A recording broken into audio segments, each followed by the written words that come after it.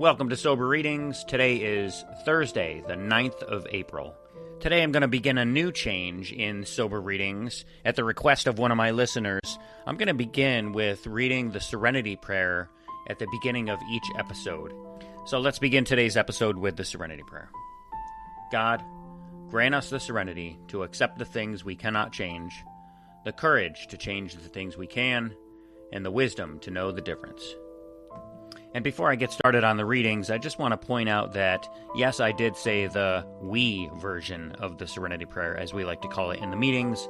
And for me, the reason for that is I did not get sober alone. It took the fellowship and the program of Alcoholics Anonymous. So I didn't do it alone, so I personally like to use the we version, as we call it.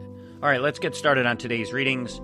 Today's reading from Daily Reflections for April 9th. Freedom from King Alcohol. Let us not suppose, even for an instant, that we are not under constraint. Our former tyrant, King Alcohol, always stands ready again to clutch us to him. Therefore, freedom from alcohol is the great must that has to be achieved, else we go mad or die. And that's from As Bill Sees It, page 134. When drinking, I lived in spiritual, emotional, and sometimes physical confinement.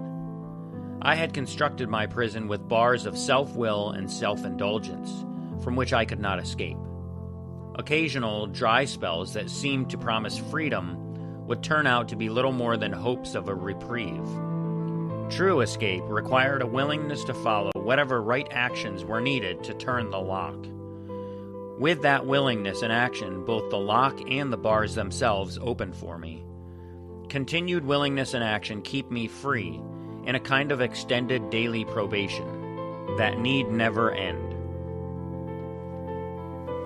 Today's reading from 24 Hours, April 9, AA Thought for the Day. Third, an alcoholic recovers his proper relationships with other people. He thinks less about himself and more about others. He tries to help other alcoholics. He makes new friends so that he's no longer lonely. He tries to live a life of service instead of selfishness.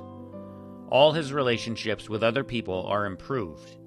He solves his personality problem by recovering his personal integrity, his faith in a higher power, and his way of fellowship and service to others.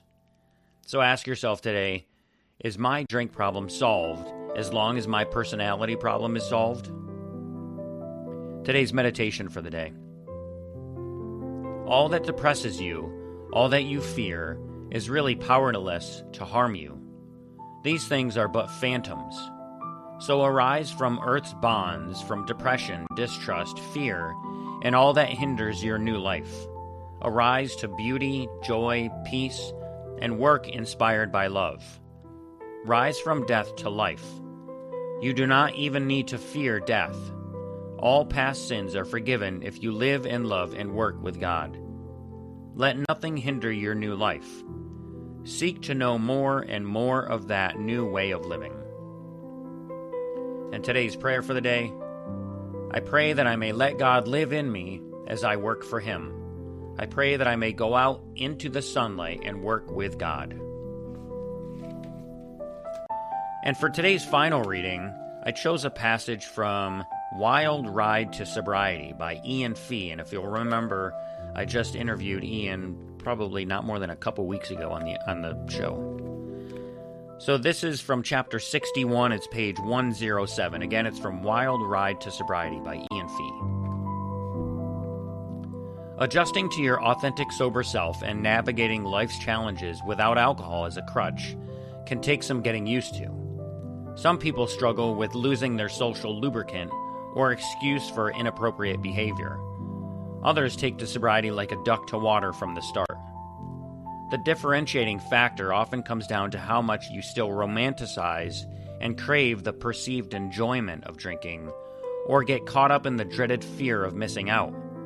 It's easy to wallow in self-pity, thinking, why can't I have that beautiful glass of wine? Everyone else can indulge, why not me? But that's when you must get honest with yourself through a clear-eyed, cost-benefit analysis of alcohol's role in your life.